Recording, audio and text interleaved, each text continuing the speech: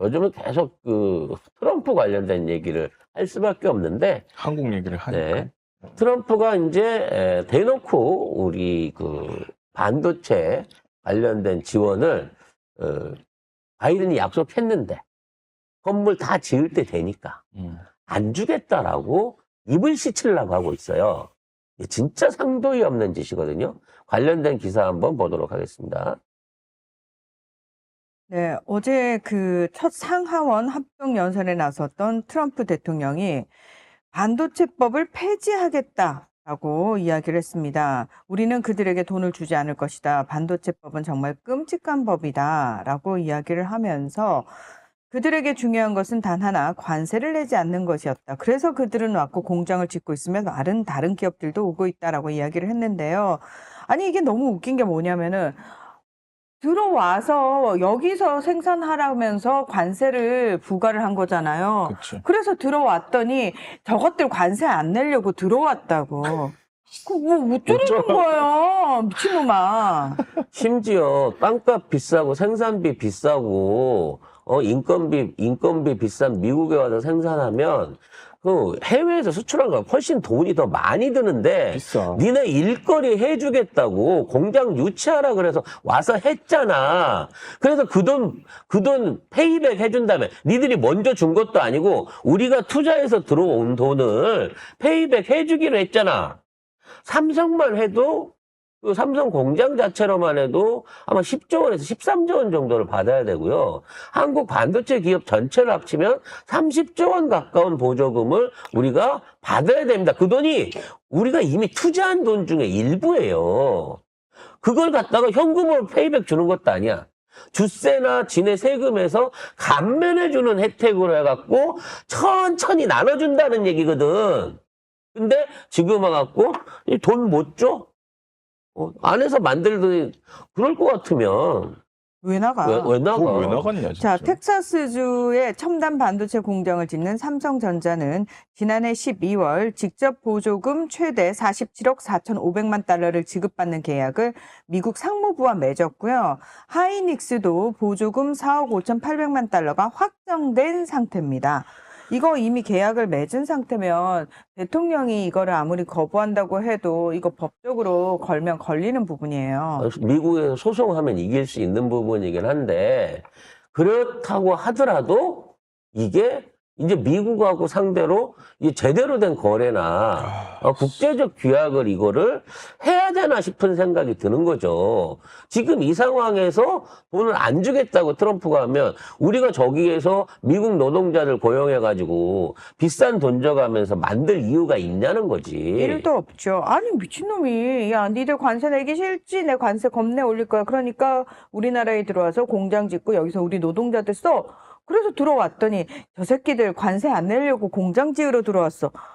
진짜 미친놈이 따로 없어. 지금 더 투자가 들어가기 전에 미국에 대한 투자 부분을 잘 고민을 해봐야 돼요.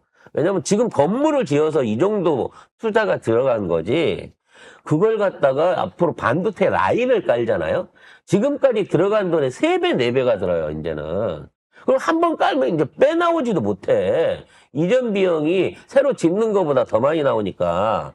더 큰 돈 들어가기 전에 이 공장에 대한 운영 여부에 대한 심각한 고려가 있어야 돼요. 차라리 지금 있는 상황에서 뭐든지 100% 돈 다 내준다는 사우디로 가거나 아니면 유럽 쪽하고 뭔가 다른 동맹을 맺든가 해야지. 아니 도대체 이래갖고 미국하고 미국에 들어가갖고 미국 안에서 운영하는 그 사업들 이것뿐만 아니잖아요. 좀 그 배터리 공장들도 있고, 뭐 각종 화학 공장부터 시작해갖고, 지네가 안 한다 그래갖고 우리가 들어가 있는 공장들이 꽤 있는데, 자동차 공장도 마찬가지 계속 그렇게 될 겁니다만, 이게 결국은 이리 뜯기고 저리 뜯기고 해갖고, 기업 자체가 살아남지 못하게 되는 거예요. 근데 이거 사실은 이제 일단 뭐 미국 대통령의 뜻이 중요하긴 합니다만 미국은 연방 국가잖아요. 텍사스 주가 공화당 주지사거든요. 거기. 근데 사실 텍사스 주에서 주지사 입장에서도 이 삼성전자를 지키고 하이닉스를 지키는 게 굉장히 중요한 의미가 있어요. 아마도 그래서 지금 이렇게 국내 정치용으로 트럼프가 꽝하고 터뜨리긴 합니다만 실질적으로는 주 정부가 주도권을 가지고 이 회사들하고 직접적으로 굉장히 협상을 좀 하지 않을까 그런 생각이 듭니다. 어찌 됐거나 이게 협박질로 끝나야지. 만일에 이런 식으로 미국이 한국에 대해서 부당한 압력 내지는 말도 안 되는 어떤 통상 압력을 가해온다고 치면 이거는 진짜로 한미 관계 내지는 우리 경제의 어떤 그 운영 방안에 대한 심각한 고려가 필요할 정도의 사안이다. 이건 뭐냐면 우리 쪽이 지금 대응할 능력이 없기 때문에 트럼프가 마치 일방적으로 자기 유리한 대로 주장을 막 던지고 있는 거야. 왜 알래스카 가스를 파는데 우리가 돈을 내고 투자를 해갖고 그걸 파야 되냐고. 미국 돈이 들어와야지. 그러면서 윤석열식으로 말도 안 되는 팩트 체크도 안 한 발언들로 언론 플레이를 하고 있습니다. 한국의 관세가 미국의 4배나 된다. 뭐 이런 얘기를 하고 있어요. 이미 한미 FTA 된 지가 언젠데 관련한 기사도 한번 확인을 해보겠습니다. 네. 한국이 미국보다 4배 높은 관세를 부과하고 있다면서 상호 관세를 부과하겠다고 시사를 했었는데요.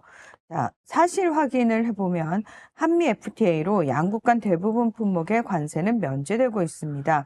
한국은 미국산 수입품 98.4%, 미국은 한국산 수입품 99.4%의 무관세를 적용을 하고 있어서 한국의 대미 실효 관세율은 0.79%에 불과하다고 합니다. 그리고 2031년에는 대미 수입품 99.7%가 무관세 예정으로 돼 있는데요. 트럼프가 언급한 이 4배라는 게 최혜국 대우 실행세율로 추정이 되는데 한국은 13.4%, 미국은 3.3%로 약 4배가 차이가 실제로 난다고 합니다. 근데 중요한 건 이거는 어디서 적용을 하는 거냐면 서로 FTA를 맺지 않은 국가들, 그러니까 그전 다자무역기구라고 하죠. WTO 그 회원국 안에서 적용되는 세율이고 우리는 한국과 미국이 FTA를 맺었기 때문에 상관이 없는 이야기입니다. 근데 왜 이런 얘기를 하는 걸까요? 결국은 미국 국민들한테는 트럼프가 뭔가 통상 압박을 가해갖고 미국의 유리한 정책들을 끌어오고 있다라고 하는 분위기를 풍기면서 한국한테는 일방적인 양보를 강요하기 위한 거예요. 이미 국가 대 국가로 FTA가 맺어진 상황에서 이걸 재개정을 하재. 서로가 세금 안 받는 거에 대해서 우리는 그 얘기를 들어줄 필요가 없는 거예요.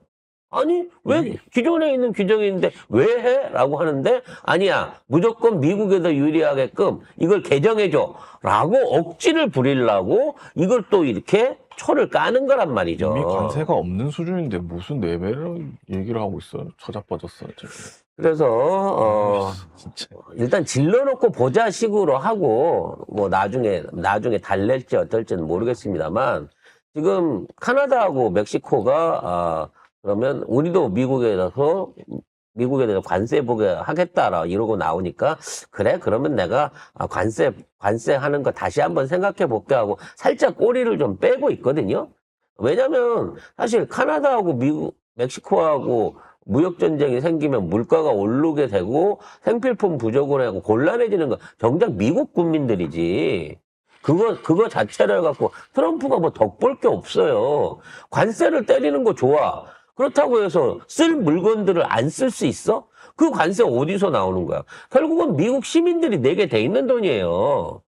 아니, 내가 수출하면서 관세를 내가 왜 냅니까? 수입하는 사람이 내는 거지. 수입업자가 내는 거지.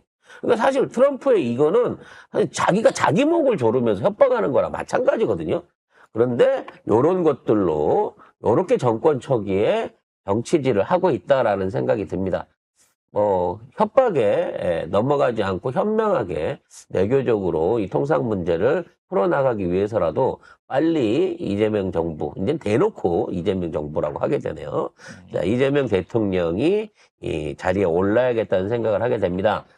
자, 그런 의미에서 협박당했던 젤렌스키가 광물협정 서명하겠다.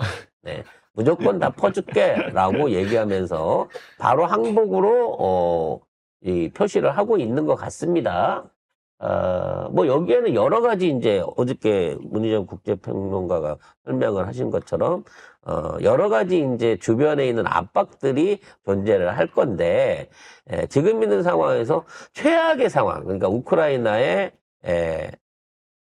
우크라이나가 러시아에 완전히 병합이 되거나 또는 이걸로 인해서 우크라이나 경제가 완전 파탄나는 상황만큼은 막아보자라고 하는 주변국들의 회유가 작용을 하고 있다고 합니다. 왜냐하면 영국 양아치들이 말이죠. 썰인데 그 전쟁 중에 우크라이나 국채를 엄청나게 싸게 사들였다고 합니다. 그러니까 유럽에 있는 다른 국가들은 그 짓을 안 하는데 영국은 해먹을 게 돈 장사밖에 없잖아요, 지금. 그래서 전쟁 끝나고 복원되면 국채가 정상화될 걸 생각해가지고 거의 한 80% 할인율로 샀다는 말이 있어요. 거의 이거 주가 조작 아닙니까? 이 정도면 주가 조작 아니에요? 아르헨티나는 거의. 1,400배까지 떨어진 적도 있습니다.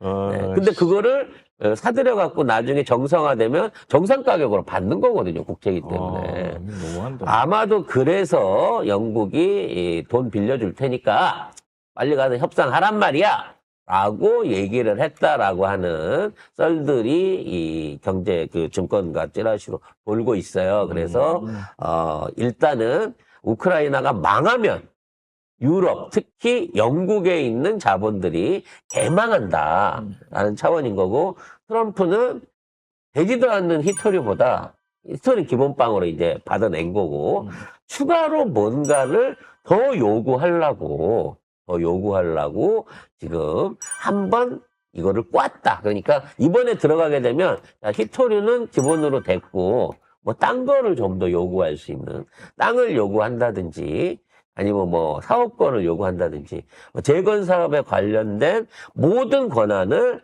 미국 업체 내지는 미국이 갖고 간다, 뭐 이런 류의 부가 조건이 추가로 붙을 것으로 보여집니다. 그러니까 정말 트럼프는 살벌한 사채업자예요.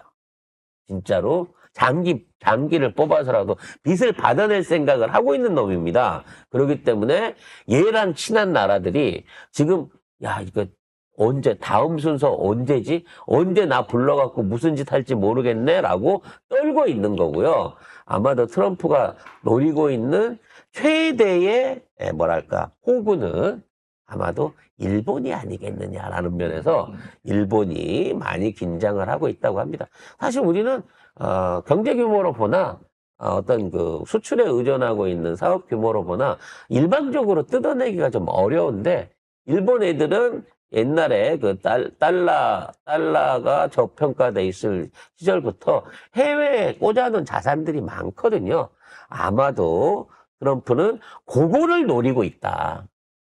지금 미국에 있는 국가부채라든지 여러 가지 있는 상황들을 극적으로 일본을 수술해가지고 일본이 갖고 있는 해외 자산을 어떻게 해선 뺏어가지고 지금에 있는 미국의 재정 위기를 극복할 생각을 가지고 있는 게 아닌가라는 의심이 됩니다.